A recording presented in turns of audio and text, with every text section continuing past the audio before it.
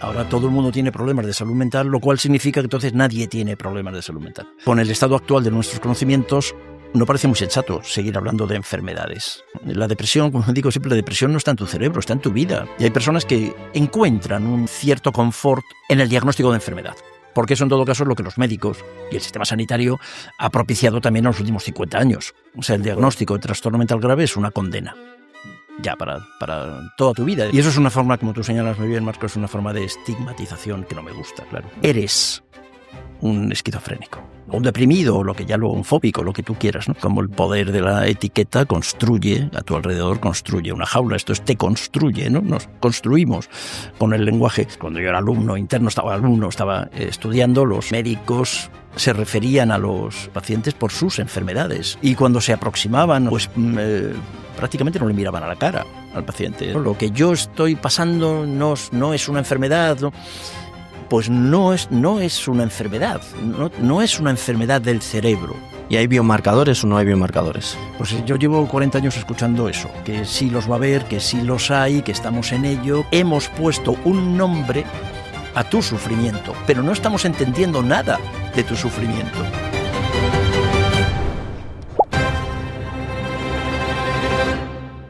José Luis, te has dedicado durante más de 4 décadas a la psiquiatría, al tratamiento de lo que entendemos por enfermedades mentales, trastornos mentales, y ahora has sacado un libro que se llama La salud mental no existe, que lo dejamos ahora por aquí. ¿Cómo es esto? O sea, explícanos un poco, ¿cómo puede ser? Bueno, el título del libro es verdad que tiene un componente provocador que pactamos con la editorial, ¿no? El título del libro exactamente es La salud mental no existe, la salud sí. Y sobrevuela todo el libro, sobrevuela una queja sobre la fragmentación del ser humano. Entonces entendemos que la salud mental es una manera otra vez de seguir fraccionando al ser humano, a la persona, como seguir hablando de la salud corporal. Siempre se dice no hay salud mental si no hay salud corporal, pero tampoco hay salud corporal si no hay salud mental, y mientras seguimos jugando en esa dicotomía, pues aprovechamos para perder de vista algo que realmente importa, y cada vez lo sabéis y lo sabemos mejor, que es lo contextual, que es lo social. Entonces, a nosotros nos parece que la salud es solamente una, que solo hay una salud, y que hablar de salud mental o de salud biológica, corporal, o de salud social incluso, son fragmentaciones que pueden estar al servicio de instituciones, al servicio del saber, del conocimiento, de la investigación, de lo que tú quieras, pero no estoy seguro de que realmente esté al servicio del ser humano. De hecho, en esos primeros capítulos, si no me equivoco, hablabas un poco del dualismo cartesiano, de esa diferenciación mente-cuerpo, y decías cosas como que dentro de la psiquiatría hay mucha gente que es muy crítica con eso, pero sin embargo se sigue rigiendo, ¿no? por ese dualismo a la hora de intervenir. Fíjate, todo lo que tiene que ver con ese dualismo cartesiano, que tiene 3 siglos también, ya podíamos haberlo superado, ¿no? Nos quejamos permanentemente. No se puede separar lo psicológico, lo mental y lo corporal, no se puede separar. Ese es un discurso que te lo han contado en la Facultad de Psicología cientos de veces, y a mí en Medicina todas las veces, ¿no? Y sin embargo, lo que luego ves en la práctica es que lo que estamos nosotros, administrativamente, lo que se hace es esa separación. Entonces, lo mental se estudia en un edificio, en una facultad, en unos estudios. Lo corporal se estudia en otra facultad, en otro edificio. Luego la asistencia está también absolutamente fraccionada, ¿no? Lo que tiene que ver con lo que artificialmente también se plantea, que tiene que ver con lo mental, se atiende en centros de salud mental. Lo que tiene que ver con lo corporal, en hospitales generales, está absolutamente fraccionado. Insisto, y lo contextual, lo cultural, lo social, en ninguna parte. Claro, es como que está todo muy especializado, pero no se termina de ver a la persona como un todo, ¿no? Eso es. Cada vez sabemos más cosas de cosas más pequeñas, ¿no? Pero yo creo que cada vez estamos, y eso lo he vivido, ¿no? Desde que yo empecé a estudiar medicina, esto hace 50 y tantos años, y eso lo he vivido de primera mano, ¿no? El que cada vez sabemos más cosas, pero de cosas más pequeñas, ¿no? Y me parece que en estos años hemos ganado en tecnología, hemos ganado en conocimiento, hemos ganado en cosas, faltaría más, pero me parece que cada vez estamos más lejos, ¿no? En una perspectiva de ver al ser humano en su totalidad más lejos, ¿no? ¿Cómo fueron todos esos primeros años para ti dentro de los hospitales o donde intervinieses, dentro de la psiquiatría, de la disciplina? ¿Qué esperabas encontrar y con qué al final te fuiste topando? Pues yo estudié medicina como una anomalía en mi familia. Era en su momento el único médico de la familia. Ahora uno de mis hijos también es médico. Pero yo decidí que quería estudiar medicina con 12 años y ya está. Y nunca tuve duda y empecé a estudiar medicina. Nunca tuve duda, pero la medicina me empezó a decepcionar, yo creo que el mismo día que comencé, exactamente el mismo día, ¿no? Y me decepcionó porque esto que estamos contando ahora, 50 y tantos años más tarde, ya era visible. Ya era visible allí. Yo veía en el hospital clínico de San Carlos, que es el hospital que estaba adscrito a la Complutense, que era la única universidad que había entonces. Y yo lo veía allí, las personas eran la cirrosis de la cama 14, la fibrosis quística de la 16 o el enfisema de la 12. Hablábamos de enfermedades, nos referíamos, cuando yo era alumno interno, estaba estudiando, los médicos se referían a los pacientes por sus enfermedades, y cuando nos aproximábamos, pues el médico, el jefe, el adjunto y 4 o 5 estudiantes, pues prácticamente no le miraban a la cara al paciente, era simplemente, pues ya está, le tocábamos, le auscultábamos, hacíamos la palpación, las exploraciones médicas que tuviéramos que hacer, pero allí nadie le miraba a la cara ni le preguntaba cómo se llamaba. Y a mí aquello yo lo recuerdo ahora como si lo hubiese vivido hace 10 minutos, ¿no? Lo recuerdo con bastante malestar. Luego, además, como anécdota, además, en aquella época, los médicos, los jefes, los adjuntos, los jefes de sección, o sea, los médicos que nos estaban enseñando, fumaban. Fumaban en la sala de los pacientes. Las salas tenían 4 camas, si no recuerdo mal, y los médicos fumaban los pacientes, fumaban los familiares de los pacientes, fumaban los estudiantes, fumaba todo el mundo menos yo. Así que yo además pasé una carrera de medicina francamente incómoda, porque no me gustaba lo que se hacía y luego además pues es que no podía respirar. Ese no poder respirar seguramente era simbólico también, ¿no? No podía respirar lo que se hacía allí, ¿no? ¿Cómo fuiste viviendo los años donde se fueron gestando todos los primeros movimientos antipsiquiátricos o muy críticos con la psiquiatría? Te interrumpo un segundo para recordarte que si buscas ayuda psicológica online a nivel internacional, vivas donde vivas, puedes contar con nuestros servicios. Contamos con un amplio equipo de profesionales que trabajan desde el rigor científico y se apoyan en la herramienta más potente de la psicología, el análisis funcional de la conducta. Y todo ello sin descuidar el trato cercano y humano, con el objetivo de generar un espacio seguro en el que iniciar ese gran cambio que puedes estar buscando. Puedes agendar cita a través de nuestra web www.engranapsicología.es o consultar más información por WhatsApp escribiendo al +34 664 24 1938. Allí te esperamos. Pues mira, yo me fui de terminar la carrera de medicina en Madrid, me fui a estudiar psiquiatría en la Universidad de Gante, estudié psiquiatría allí, pero la psiquiatría también me defraudó desde muy pronto y de hecho yo siempre, y solo seguir haciéndolo, me presento como psicoterapeuta. Siempre me ha interesado la psicoterapia y prácticamente toda mi vida profesional ha estado dedicada a la intervención psicoterapéutica. Pues porque la psiquiatría, ya que había hace entonces, no me terminaba tampoco de entusiasmar, así que también viví bastante de cerca todo lo que este fenómeno antipsiquiátrico, porque pues y yo tampoco era el único, pero era algo que nos tocaba a muchos muy, muy de cerca, ¿no? Tuve la suerte de contactar con un gran grupo de psiquiatras argentinos que vinieron huyendo de la dictadura. Esto es un ejemplo más de cosa muy interesante, ¿no? Cómo los fascismos, los totalitarismos difunden en este caso era el psicoanálisis, lo difunden porque, bueno, estos psiquiatras, y alguno de estos psiquiatras, recuerdo perfectamente a Eduardo Pavlovsky, sobre todo al que fue uno de mis maestros y más importantes y que recuerdo con más cariño, Hernán Kesselman. Todos estaban muy cerca de este movimiento antipsiquiátrico que en España nadie quería hablar de eso, estaba absolutamente reprimido, ¿no?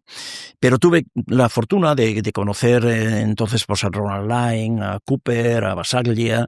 Gracias, me lo mostraron estos psiquiatras argentinos, disidentes también de la psiquiatría, incluso disidentes del psicoanálisis, y muy cerca de estas corrientes antipsiquiátricas que realmente más que antipsiquiatras, más que antipsiquiatría, yo creo que lo que se debería de llamar es una propuesta de psiquiatría social. Simplemente el elemento fundamental que ellos incluían y que es el que yo llevo intentando incluir toda mi vida, ¿no? Profesional, es lo que ahora todo el mundo habla de eso, que es lo contextual. Claro. Pero que entonces ya nos dábamos cuenta de eso, aunque fuese muy difícil incorporarlo.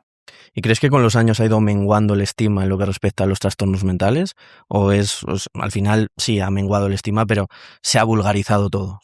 Sí, ese estigma de hace 40 años en el que mis pacientes ocultaban que venían a mi consulta a hacer psicoterapia, eso ahora no ocurre, ahora es exactamente lo contrario. Esto de la humanidad siempre avanza así, nunca avanza en línea recta, ¿no? Siempre vamos dando bandazos de lado a lado, ¿no? del camino. Y entonces ahora yo creo que se ha banalizado demasiado. Ahora todo el mundo tiene problemas de salud mental, lo cual significa que entonces nadie tiene problemas de salud mental. Por eso otra vez el título del libro, ¿no? La salud mental se ha convertido en un tema de discurso de café, en un tema de barbacoa con cuñados. O sea, no ha perdido todo su sentido, porque ahora todo el mundo tiene algún problema todo el mundo debería ir a terapia, a todo el mundo le pasa algo. Así que esto se perdió aquel estigma, pero ahora mismo estamos en una situación igualmente deshonesta a la hora de aproximarnos al fenómeno, ¿no? A mí también lo que me ha dado la impresión es de que sí se ha ido perdiendo el estigma en ciertos trastornos, ciertas etiquetas, pero en lo que respecta al trastorno mental grave, sobre todo en lo que respecta a la psicosis, ¿no? Ahí sigue habiendo un estigma enorme, como si fuera algo muy diferenciado al resto, que no tiene por qué siempre serlo. Estoy de acuerdo, completamente de acuerdo. Sí, eso se sigue manteniendo, lo que se sigue llamando trastorno mental grave, que vuelve a ser otra nomenclatura que nos inventamos nosotros, ¿no? Claro, que suena así como muy académico también, como si dijésemos algo muy... este tipo de diagnósticos siguen teniendo este estigma y no solo estigma, siguen teniendo una visión me parece muy inmovilista y muy derrotista. O sea, el diagnóstico de trastorno mental grave es una condena. Ya para toda tu vida. Y además, a veces lo explicitamos así, ¿no? No, esto ya sabes que esto es crónico, esto es para toda tu vida. Eso es lo que menos... Y eso es una forma, como tú señalas muy bien, Marco, es una forma de estigmatización que no me gusta, claro. Y a ti tampoco. No, que de hecho lo que acaba generando es esa profecía autocumplida, ¿no? Exacto, hombre, claro. De que incluso a lo mejor no tienes X síntomas, pero los acabas desarrollando de algún modo porque te identificas. Claro. Ese es el famoso concepto, ¿no? De Ian Hacking, ¿no? De cómo el poder de la etiqueta, ¿no? Como el poder de la etiqueta construye, a tu alrededor construye una jaula. Esto te construye, ¿no? Nos construimos con el lenguaje. Y cómo la etiqueta te construye, y entonces ya eres un esquizofrénico, o un deprimido, o un fóbico, lo que tú quieras, ¿no? Y eso es lo que menos me gusta del diagnóstico psiquiátrico, ¿no? Y entonces, más o menos, en resumen, ¿cómo concibes tú las enfermedades mentales? ¿Qué son para ti? Fundamentalmente, básicamente, ¿no? Primero, bueno, eso ya lo sabes y seguramente por eso lo preguntas con ánimo de provocarme, ¿no? El debate que tendríamos que empezar es si realmente las manifestaciones del sufrimiento en el área de lo psicológico del ser humano es una enfermedad desde el punto de vista médico o no lo es. Entonces, en general también, salvo casos muy, muy, muy concretos, en general no estamos demasiado de acuerdo en que podamos hablar de enfermedades del cerebro.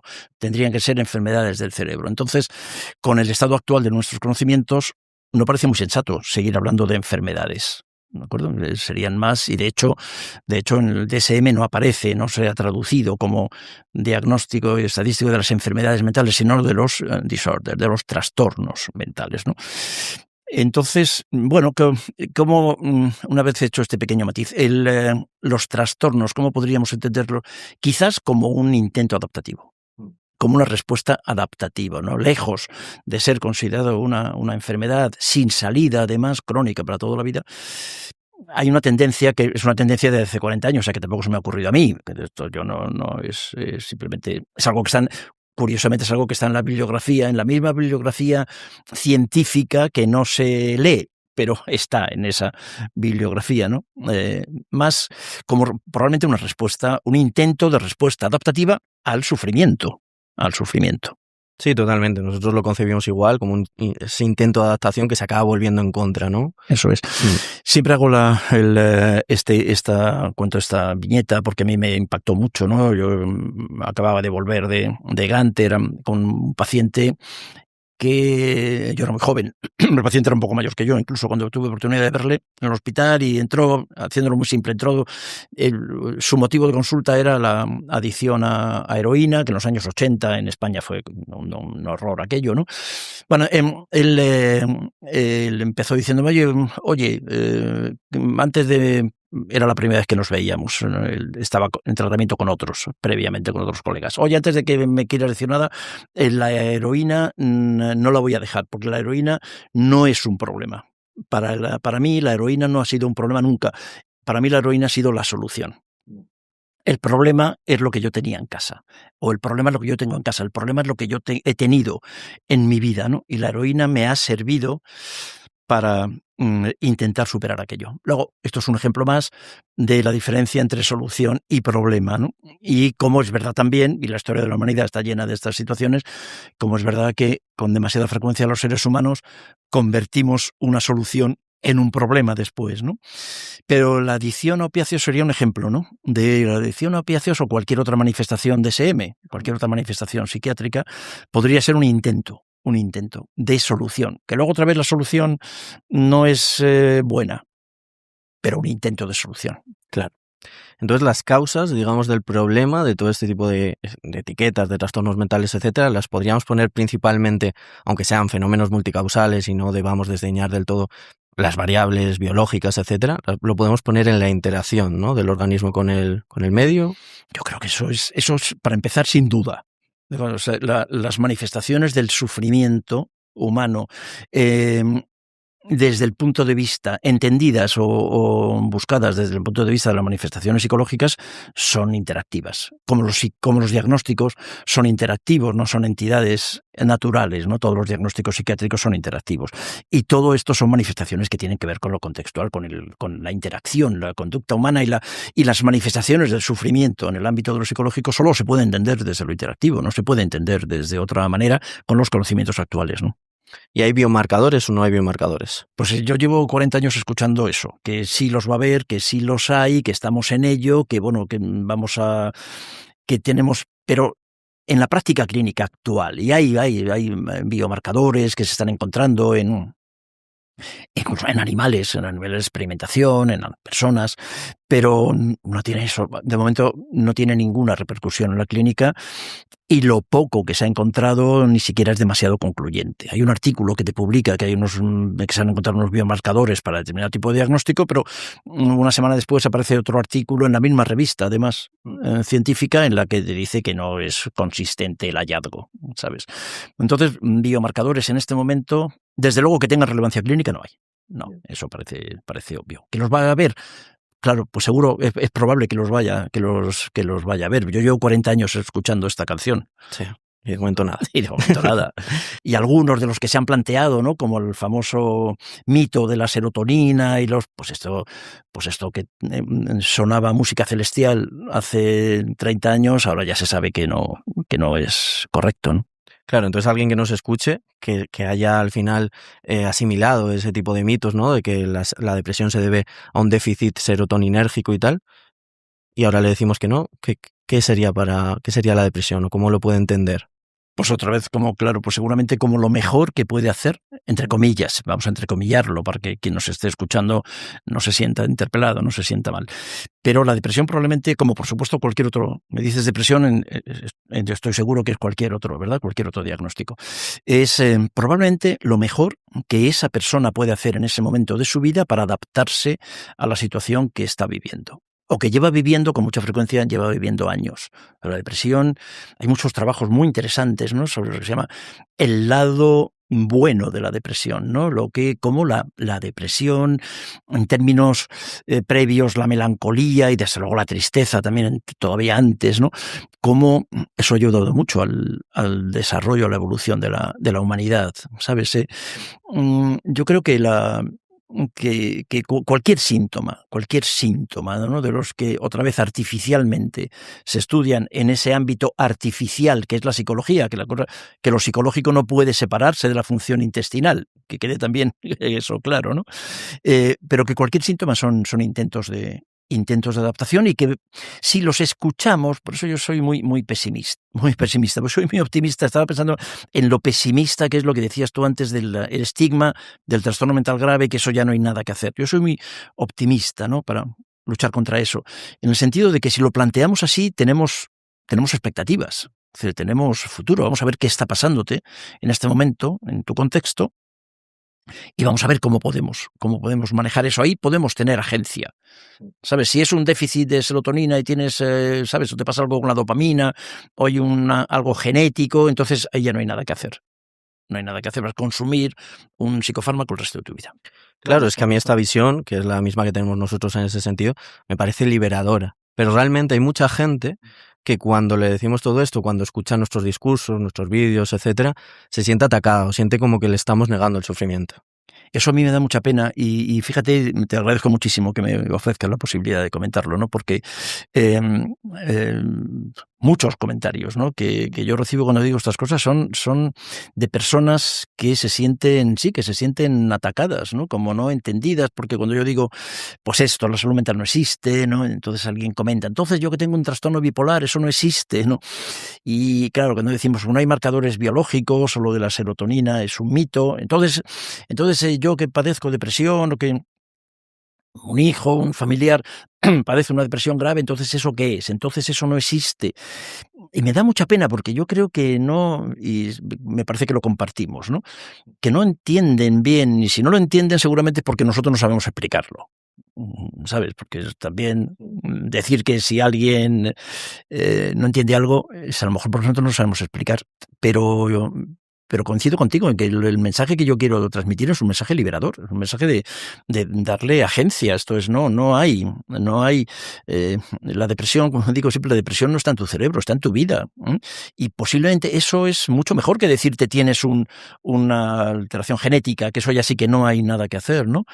Entonces, es un mensaje liberador que, sin embargo, es verdad que está tan arraigado en la cultura actual, ¿no?, de consumo de fármacos y de explicaciones médicas. El modelo biomédico es un modelo tan exitoso que cuando decimos estas cosas resulta, ¿verdad?, como de que estamos banalizando el sufrimiento. ¿Qué va?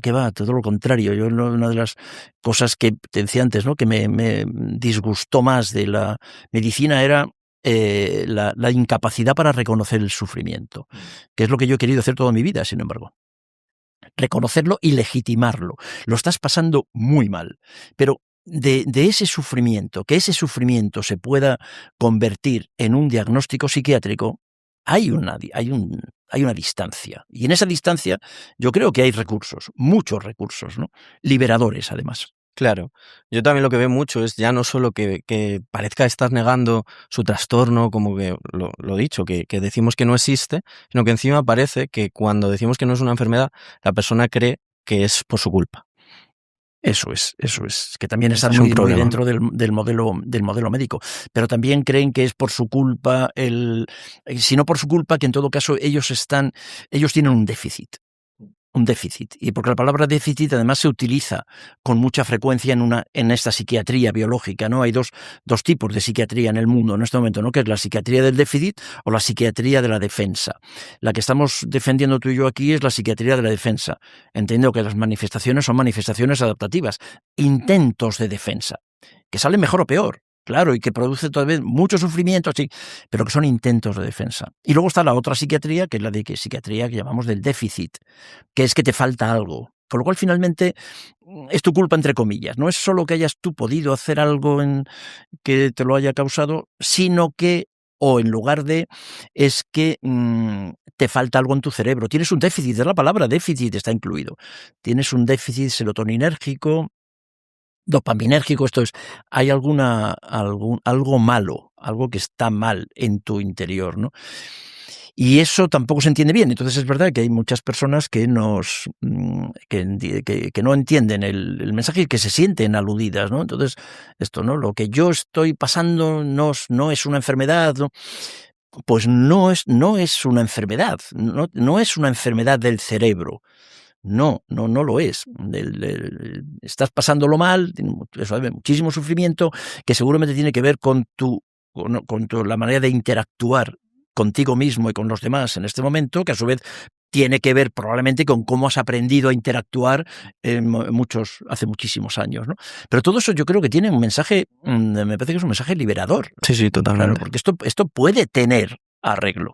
Sí, es que, o sea, por ejemplo, yo creo que para que la gente lo entienda también, imaginemos un caso en donde a lo mejor me da miedo exponer en público, ¿no? Y empiezo a evitar ese tipo de situaciones y todo eso se generaliza, yo me empiezo a ruir en mi casa. Claro, ha sido adaptativo en ese momento y me ha ayudado a afrontar ese sufrimiento, pero a largo plazo me está condenando la vida, ¿no? Perfecto. Ese es un ejemplo muy bonito y eso es lo que vemos permanentemente, claro, y luego ahí, pues, eso rápidamente le hacemos un diagnóstico, ¿no? Un diagnóstico de fobia social, ¿no? Rápidamente es un diagnóstico que yo vi cómo se inventaba en los años 80, cómo se inventó el diagnóstico de fobia social, y se incluyó en el DSM-4.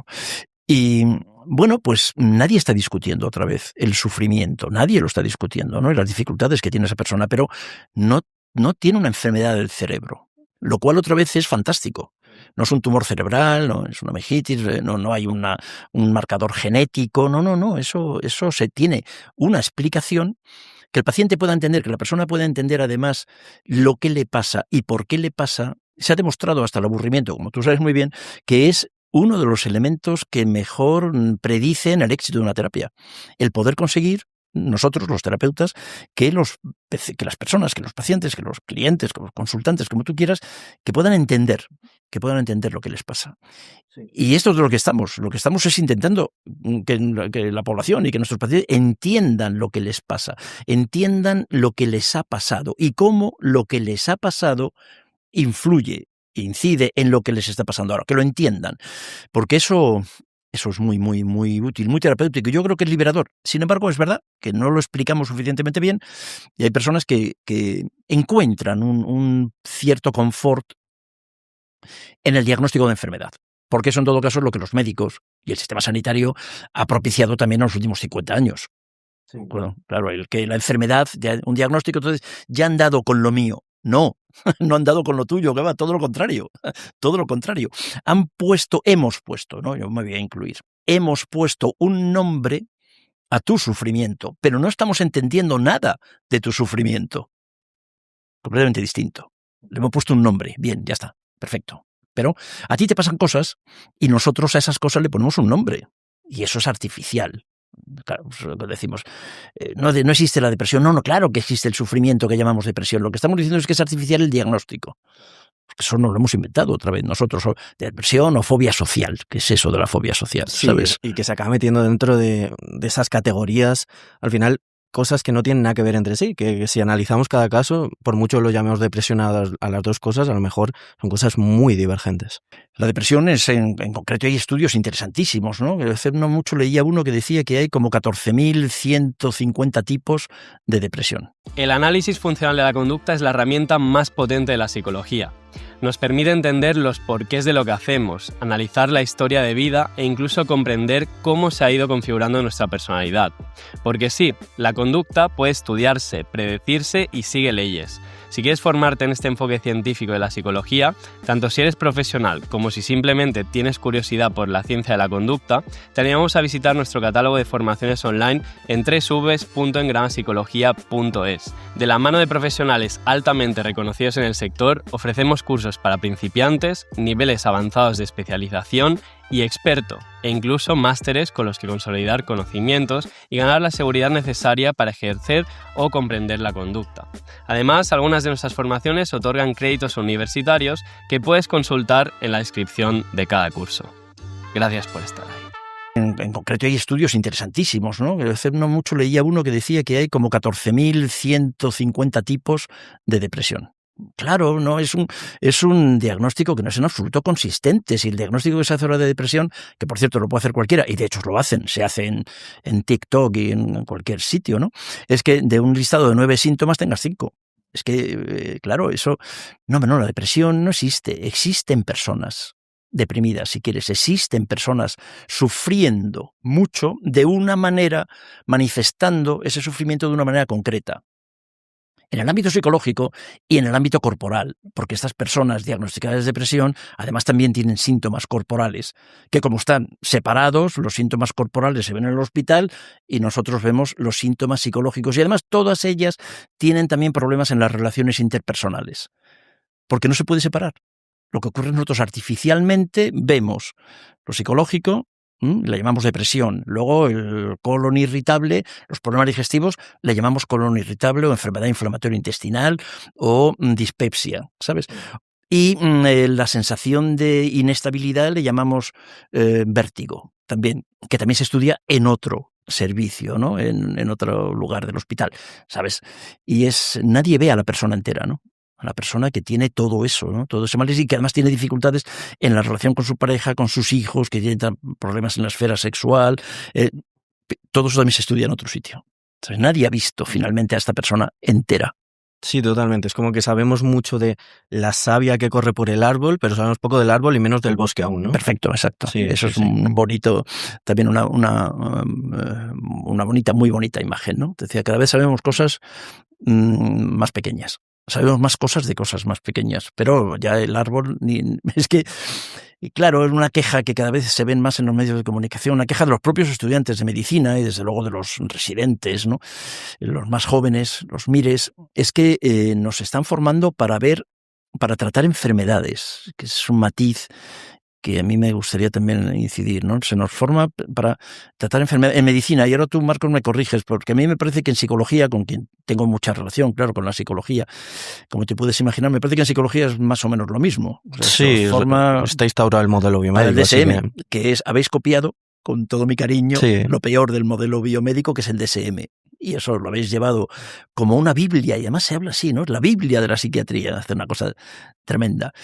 Y habéis copiado el DSM y entonces nos están formando para ver enfermedades, no para ver personas. Sí, un poco por ese complejo de inferioridad también de la psicología, de que parece, también porque están muy arraigadas determinadas concepciones populares, de que si queremos hacer conocimiento científico en psicología, tenemos que parecernos mucho a nuestra prima hermana, la medicina. Perfecto, perfecto. Yo creo que eso es un inconveniente, estoy completamente de acuerdo, que lo he vivido, claro, tengo mucha relación familiar, desde luego hay miles de alumnos psicólogos y tengo muy buena relación con el Colegio de la Psicología de Madrid, como seguramente sabes, y con facultades de psicología.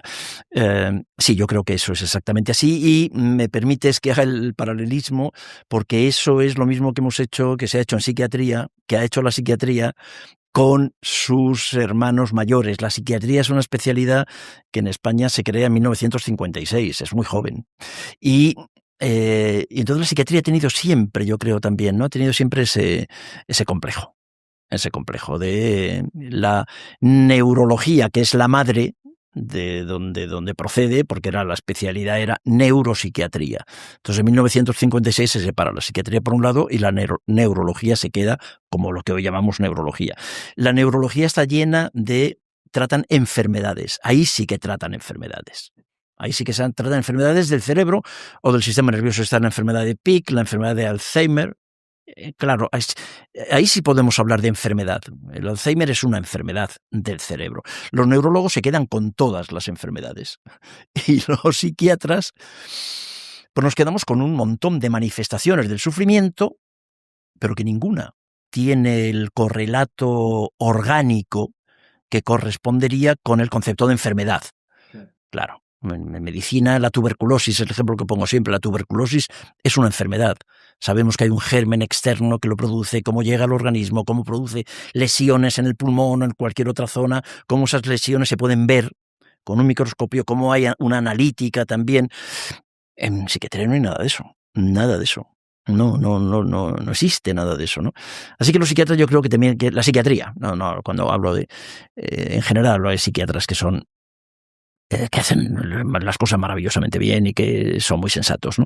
En lo que hacen. Pero la psiquiatría yo creo que ha tenido siempre un poco ese complejo y esa es esta búsqueda frenética de marcadores biológicos es pues para ser internista. Pues los internistas nos dan mucha envidia, ¿no? Sí, y justo en lo que tú comentas, también creo yo que está ese punto, ¿no? De cómo acabamos llamando a un fenómeno que es totalmente distinto, lo ponemos el mismo nombre, ¿no? De, por ejemplo, alguien que sí que haya tenido pues un derrame cerebral, algún tipo de afección orgánica, que debería seguramente tratarlo principalmente el neurólogo, y esa persona después a lo mejor tiene algún tipo de conducta, por ejemplo, delirante, que venga derivada un poco de ahí. Pero es que a lo mejor ese delirio, esa conducta delirante, no tiene demasiado que ver con otra persona que no ha tenido esa afección orgánica y que es como un intento de escapar de su realidad, ¿no? Ese Exacto. delirio, ¿no? Y lo llamamos Exacto, igual. lo llamamos igual. Cuando ese delirio tiene que ver con una secuela post-ictat, después de un ictus, o una infección, una embiriasis, o un traumatismo craneoencefálico, ahí sí hablamos entonces de enfermedad. Claro, ese delirio sí correspondería, hay muchísimos casos, ese delirio, cualquier otra manifestación, en forma de lo que se llama también artificialmente trastorno de personalidad, eso sí correspondería a una enfermedad. O sea, tú haces una TAC, una tomografía de ese cerebro y hay una lesión evidente, ¿no? Claro, pero sin embargo, la mayor parte de los delirios, del brote delirante agudo de un joven, de un adolescente, no hay nada de eso, claro. No hay nada de eso, lo cual es estupendo, porque otra vez, si hay una lesión cerebral, eso es mayoritariamente irreversible, o mucho más difícilmente. Sin embargo, el hecho otra vez de que digamos que no es una enfermedad y que no hay un correlato orgánico que lo explique, yo creo que es liberador, otra vez, vuelvo a insistir en eso, Marcos, que me parece que es útil para nuestros, quienes estén escuchando, ¿no? el podcast. Creo que es bueno que se den cuenta que estamos defendiendo que no haya una lesión corporal, es muy optimista. Sí, tienes mucha más agencia. Si es que si quitáramos Eso es. ese lastre que supone el estigma en la sociedad y el cómo al final lo acabamos psicopatologizando todo, y que evidentemente también si tienes un delirio a lo mejor ya estás viviendo en tu municipio y ya te van a llamar el loco del pueblo, ¿no? Y eso es lo que sí que te lastra y te va cronificando, pero si quitáramos todo eso, que realmente no tiene mayor sentido, es lo que tú dices, sería muy, muy liberador el Sí. ver que no es una enfermedad, ¿no? Y lo es, porque además también esto parece como que lo hemos descubierto nosotros, ¿no? Pero esto ya se sabe, ya está hecho, o sea, hay espacios. Eso es lo que proponía en su momento la antipsiquiatría, que llegó demasiado pronto al mundo occidental. A España llegó muy tarde, pero en otros lugares llegó demasiado pronto. Pero lo que se plantea ahora, ya no se habla de antipsiquiatría, lo que planteamos desde la post-psiquiatría es que esto ya se sabe, o sea, que se pueden hacer sin estos estigmas, sin estos tratamientos exclusivamente farmacológicos, que estos delirios son perfectamente reversibles, que se pueden resolver, y que se puede curar. Eso sí que se puede curar, claro. ¿Tú qué harías entonces con la psiquiatría? Porque estamos hablando de que la neurología tiene X utilidad, luego tendríamos pues o la neuropsicología o la psicología, pero entre medias está la psiquiatría, ¿deberíamos erradicarla, cambiarla? ¿Qué haríamos? No tengo ni idea, sinceramente. No lo sé. Me parece que es más complicado de lo que alcanzo a y mucho menos dar una receta. No sé lo que haría, pero lo que sí me parece con todo el cariño y el respeto luego a mis colegas y a la propia especialidad, lo que sí que me parece es que necesita una revisión. ¿Sabes? Yo creo que también creo que necesita una revisión la medicina interna y la ginecología y la dermatología. ¿Sabes? La misma, que también, ¿no? Una revisión en lo que se refiere a que entendamos en medicina interna, en dermatología, en gine o en reumatología, que entendamos otra vez la persona entera y lo importante que son los factores psicosociales en el desarrollo de una enfermedad aparentemente corporal. Que eso también es una mentira, de que la enfermedad sea solo corporal. Claro. Yo creo que la medicina, la psicología, la salud necesita una nueva visión. Me parece que en psiquiatría es quizás más llamativo. Se ve con más facilidad que la psicofarmacología, lo que hace 40 años creímos que íbamos a encontrar estos marcadores biológicos, que íbamos a encontrar estos medicamentos que se llamaban las balas mágicas, que iban a resolver y que iban de una forma selectiva resolver y a curar. Pues hace 40 años nos lo creímos, yo me lo creí, yo estaba encantado de creérmelo, ¿no? Y bueno, pues ya hasta 40 años más tarde ya hemos visto que no. Y no pasa nada. No pasa nada. Yo quiero decirlo, para no caer en aquello de Cervantes, ¿no? Y del Quijote, ¿no? De sostenella y no enmendalla, ¿no? Ya está, hace 40 años nos parecía que era una idea fantástica y ahora no lo es, pues vamos a hacer otras cosas.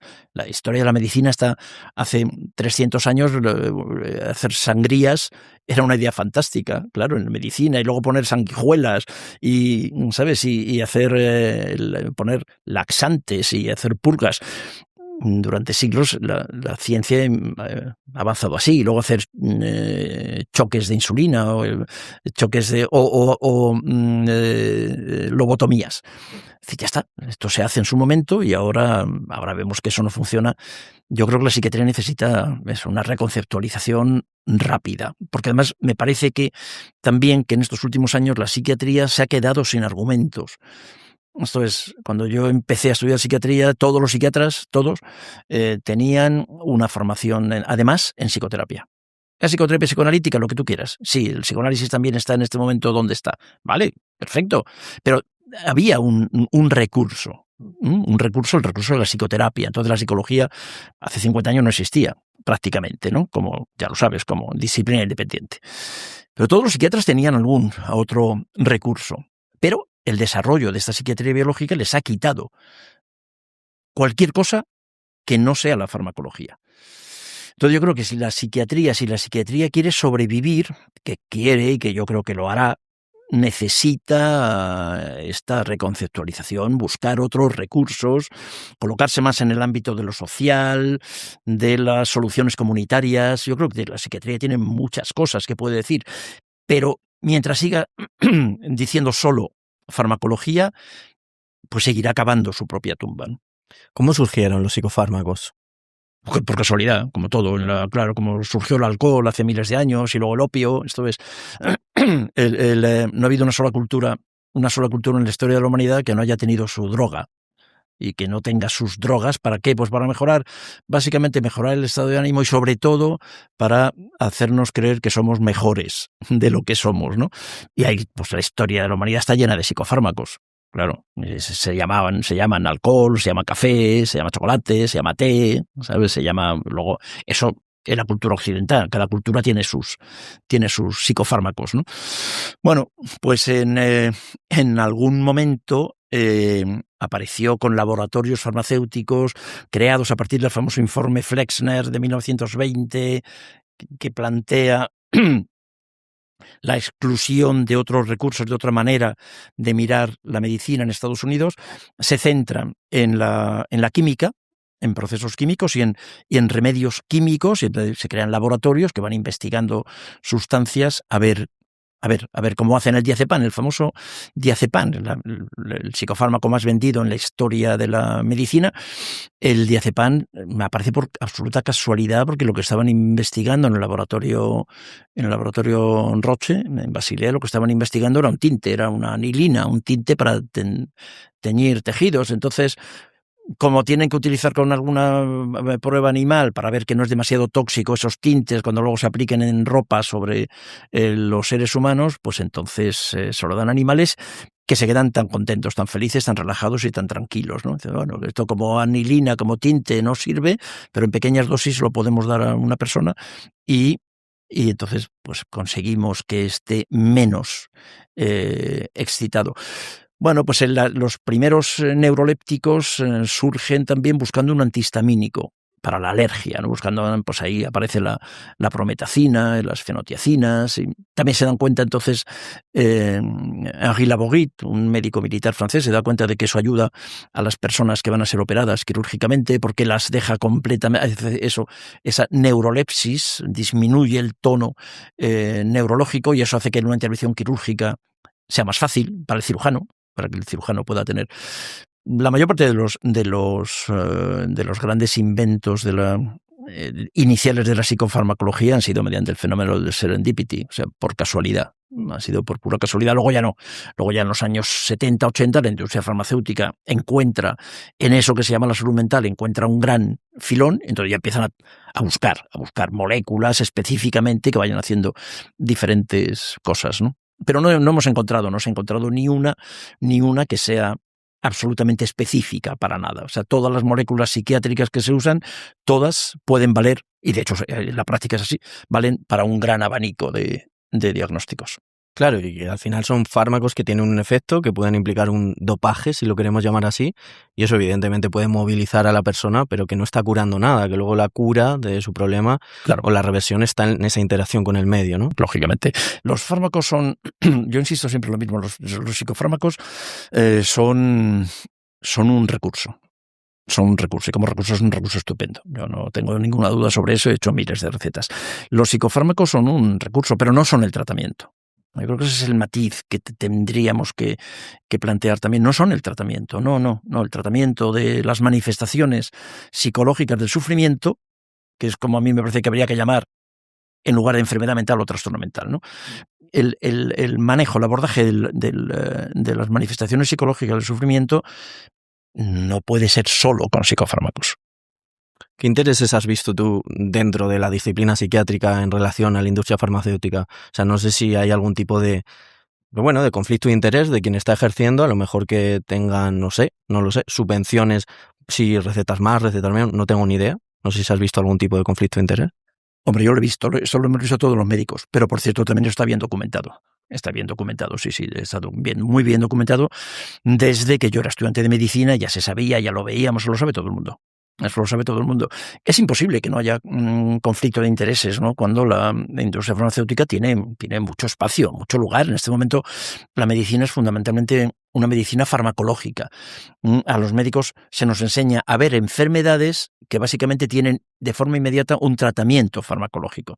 Así que la farmacología ha dirigido los estudios de medicina y desde luego la práctica médica. Así que el conflicto de intereses es obvio. Sí, eso. Pero eso ocurre, lo que pasa es que eso ocurre absolutamente en todos los sectores de la industria. En todos, ¿sabes? La alimentación es exactamente lo mismo, ¿sabes? Los conflictos de intereses en la industria alimentaria o en las tecnológicas o en la industria del ocio, ¿sabes? En los viajes, ¿no? Pues este conflicto de intereses de cómo un agente de viajes te quiere llevar a este destino en lugar del otro, pues lo mismo es por un conflicto de intereses. Porque si te lleva a este destino, pues cabe la posibilidad de que obtenga algún beneficio de alguna forma, ¿no? Eso no sé si lamentablemente o no lo voy a juzgar, pero yo creo que eso es una característica, otra vez una característica humana, ¿no? Y sí, claro que hay conflictos, cómo no, naturalmente que los hay. Sí, y los ha habido siempre. Claro, es que es ineludible, o sea, para quien nos escuche ya no es tanto cuestión de caer en conspiraciones, porque habrá cosas que sean reales, cosas que no, pero es que es inevitable que si es una industria, velará por intereses económicos, ¿no? Exacto. No, yo no tengo ningún interés en llevar esto al nivel de la conspiración. No tengo nada. No me interesa nada las teorías conspirativas. No, yo no veo esto como una conspiración para nada. Pero lo que sí veo es, como tú lo señalas, que esto también hay que entenderlo, ¿no? Que es la industria farmacéutica. La farmacéutica es una industria como cualquier otra y su único objetivo es obtener beneficios. Y eso es legal. Y eso además es lícito. O sea, eso como cualquier otra industria, absolutamente como cualquier otra. Que la cuestión, otra vez, y lo que hay que limitar son, como cualquier otra industria, los abusos. Los abusos, la manipulación de los ensayos clínicos, y luego, pues eso no es agradable decirlo. Yo soy médico, no me gusta decirlo, pero tampoco lo podemos negar. Y luego hay médicos más sensibles a esos intereses que otros. Eso también es cierto, ¿no? Y para que la industria farmacéutica pueda, porque la alimentaria es distinta. La industria alimentaria que manipula y que miente y que, en fin, todo lo que se te ocurra, que hace mucho daño, el cliente es el último, es el consumidor directo, ¿no? Pero en la farmacología no. En farmacología hay un intermediario, es el médico. O sea, para que la industria farmacéutica pueda vender, nosotros tenemos que recetar. Y me parece que eso es algo que también la medicina actual debería. Es verdad que lo está haciendo permanentemente. Es verdad, también yo he vivido desde lo que eran algunos médicos al terminar yo la carrera y cómo se sabía que los laboratorios farmacéuticos financiaban su vida.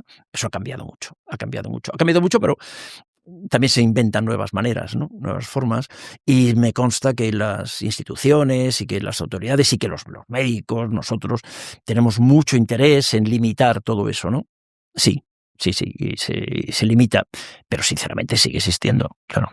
Sí, también me gustaría hacer aquí un poco el paréntesis de que cualquiera que nos esté escuchando, si está a lo mejor tomando psicofármacos, que por mucho que digamos que no son la cura, que no lo deje de golpe y que tampoco piense que su psiquiatra es malvado o alguna cosa así. No, su psiquiatra está haciendo, su psiquiatra, muy probablemente su psiquiatra o su médico de atención primaria, que en España los psicofármacos los recetan el 60, el 70% los recetan en atención primaria. A mí me parece que mis colegas psiquiatras o médicos de familia son auténticos héroes, ¿no? Y que están ejerciendo en un sistema muy complicado y que hacen lo que pueden y lo hacen lo mejor que pueden, y nos equivocamos como todos y seguramente hacemos cosas mal, como casi todo el mundo, ¿sabes? Pero no, por favor, si nos estáis viendo, nos estáis escuchando, no dejéis el psicofármaco de ninguna manera.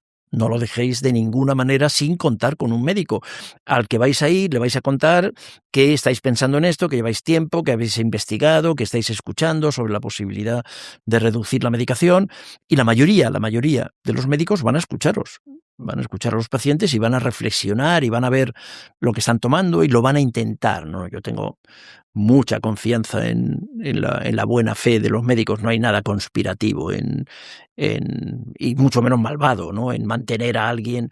Lo que ocurre es que, sin saber muy bien por qué, y esta es la realidad, porque el sistema no nos ayuda, lo que te encuentras en la consulta, y tú has visto más de un caso también, es pues una persona que está tomando 6 o 7 medicamentos psiquiátricos, más otros 6 o 7 medicamentos para todo lo demás. Así que una persona a partir de cierta edad puede encontrarse tomando 10 o 12 medicamentos diferentes, ¿no? Bueno, pues obviamente hay que revisarlo, ¿no? Eso no puede ser. Claro, hay que revisarlo, pero eso, con cautela, porque dejarlo de golpe a lo mejor tiene un efecto incluso letal, ¿no? Seguro, no, eso hay que revisarlo con cautela, pero el primer interesado en hacerlo es el médico. Yo acabo de llegar de una jornada fantástica en Badajoz, organizada por la Administración de Salud extremeña, ¿no? Para hablar sobre esto, sobre la deprescripción de los ansiolíticos de las benzodiazepinas, ¿no? O sea, las administraciones públicas, estaba lleno de médicos, lógicamente, y de psicólogos en la jornada. Había mucha gente en un hospital hablando de qué podemos hacer para, no tanto a lo mejor de prescribir, quitar el tratamiento, sino no prescribir, no poner el tratamiento. Pero hay mucha preocupación por eso. O sea, me consta que estamos en ello, ¿no? Pero que si la persona que nos está viendo está tomando medicamentos, por favor, que vaya a su médico, que se lo diga a su médico tranquilamente. Oye, mira, estoy tomando muchos medicamentos, vamos a ver qué posibilidades hay de reducir, porque la inmensa mayoría de los médicos van a estar de acuerdo con él. ¿Qué harías tú con el manual DSM? ¿Lo remodelamos? ¿Lo tiramos? ¿Lo quemamos? El manual DSM. Sí. Esto ya me has escuchado decir en alguna ocasión. Lo que yo recomiendo que es quemarlo, sí, el manual DSM, quemarlo. Eso también me crea enemigos que me parece que tampoco entienden muy bien el por qué lo digo. Lo de quemarlo es una barbaridad, dicho así, ¿no? Es una provocación. Pero a mí me parece que el DSM ha hecho mucho más daño de lo que ha aportado. He escuchado tantas veces, no, el DSM es un faro, el DSM es una guía, el DSM es una forma de poner. El DSM, un manual que te permite, que a una persona que está sufriendo, te permite ponerle 4 diagnósticos distintos, ¿no?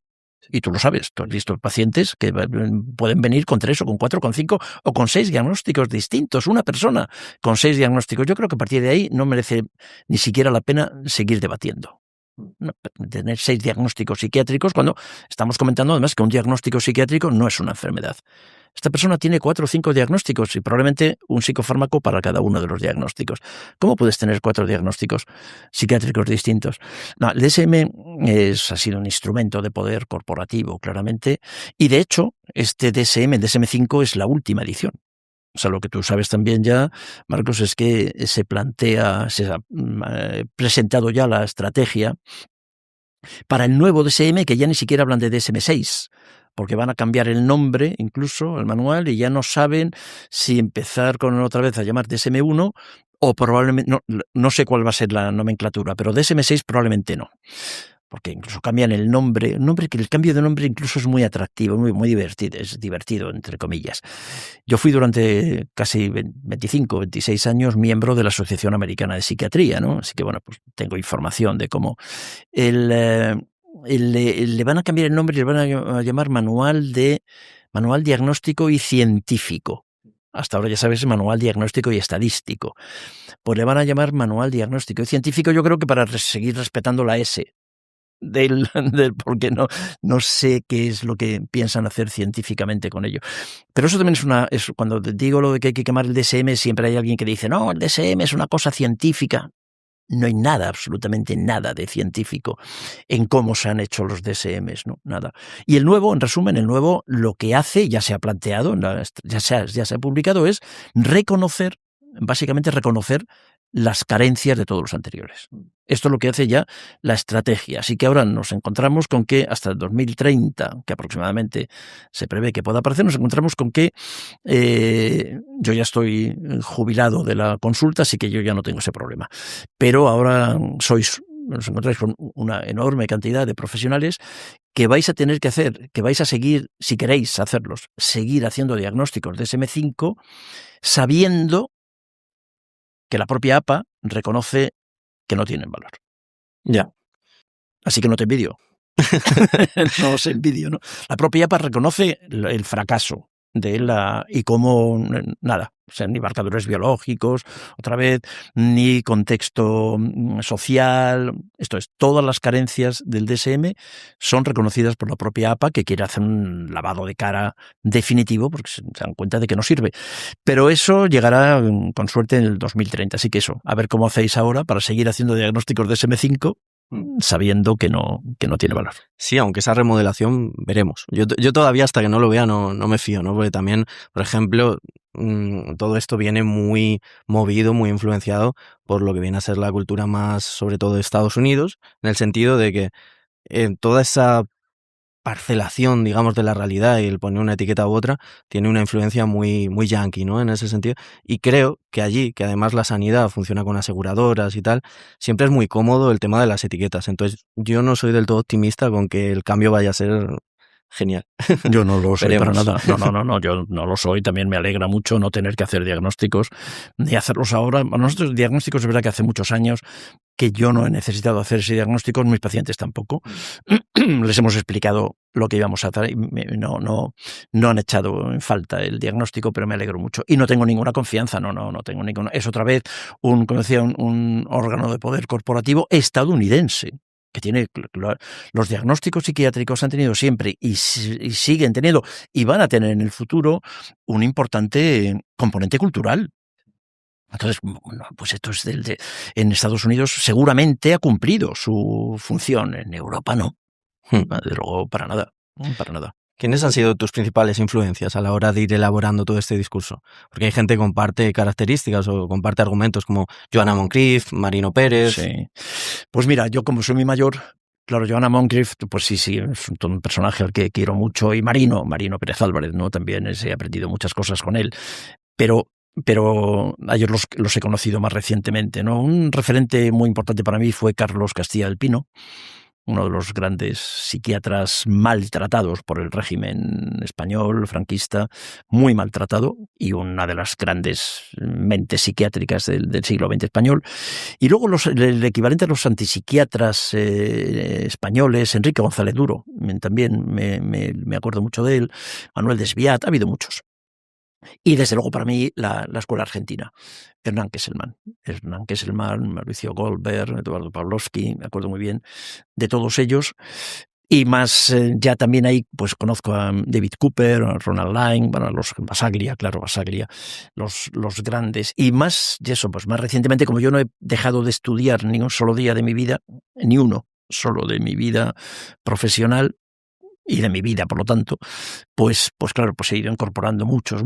Muy recientemente hay un psiquiatra británico, inglés para ser exacto, Sami Timimi me parece un... Pensaba que ibas a decir otro.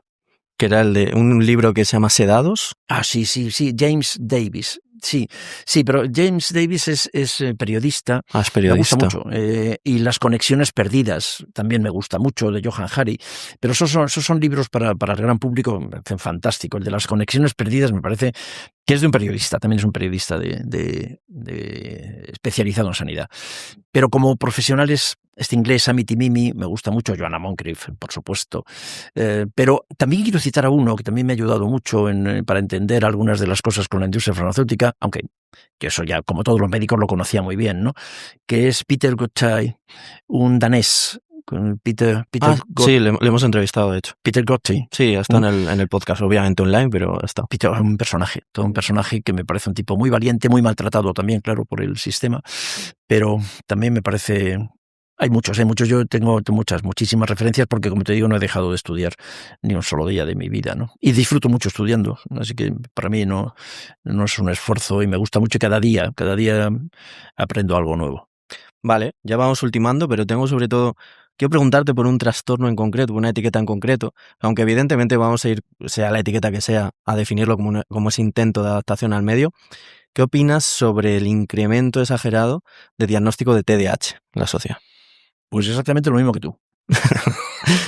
Sí, que es otro ejemplo de... ¿Te dedicas a la psicología y buscas apoyo con tus casos? ¿Estás empezando y quieres una supervisión detallada? ¿O quizá ya tienes experiencia, pero quieres reducir tus sesgos en tu intervención y ofrecer un mejor servicio?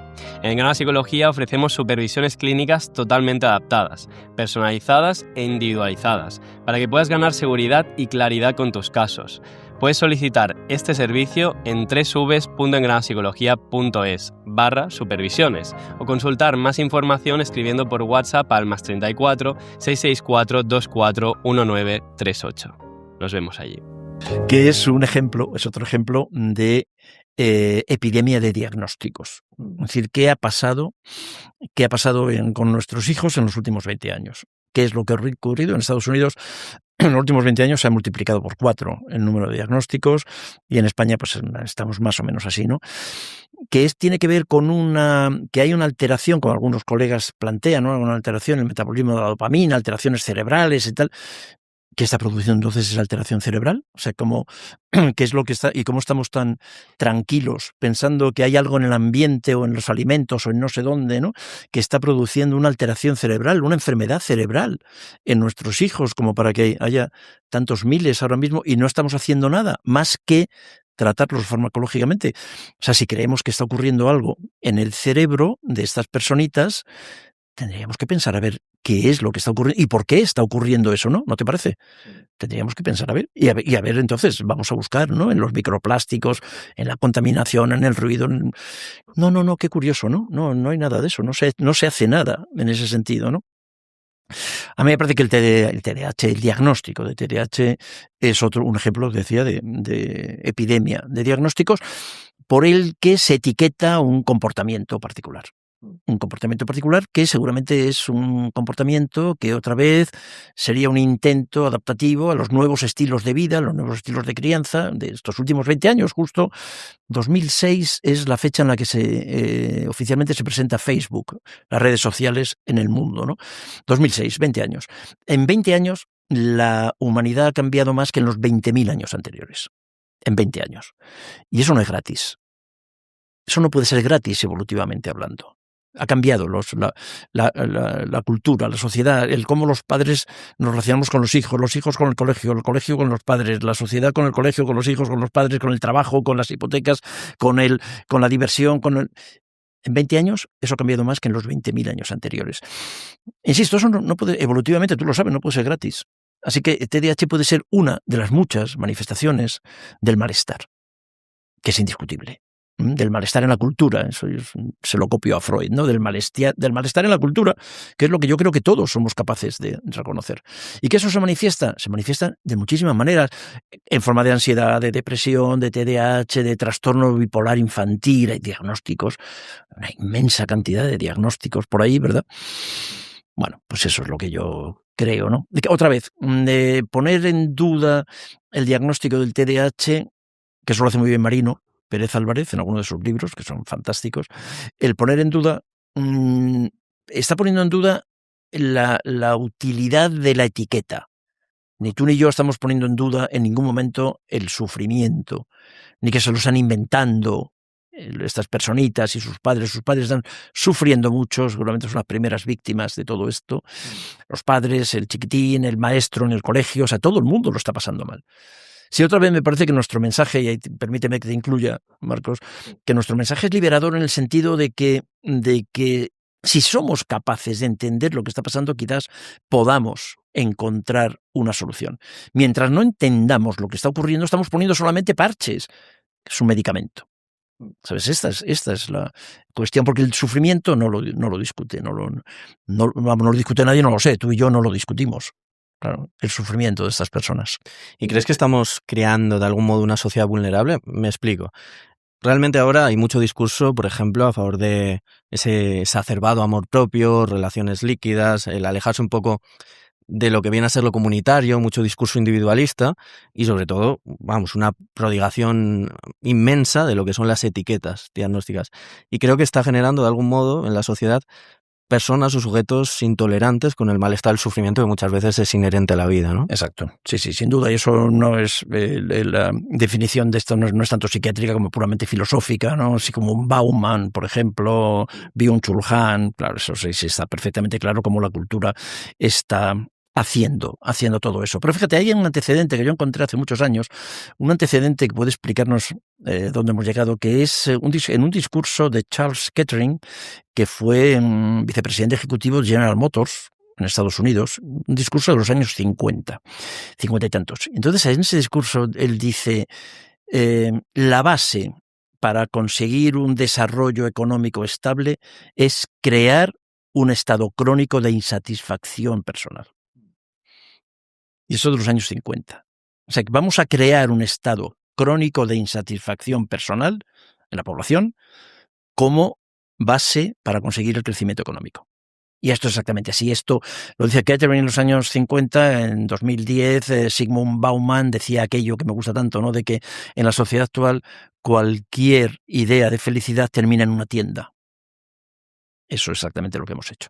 Y esa tienda puede ser una tienda de cosas, pero la tienda puede ser también una tienda de este complejo sanitario de salud mental también, ¿no? Claro, la tienda puede ser terapias, puede ser ayudas, pueden ser fármacos, pueden ser medicamentos, pueden ser...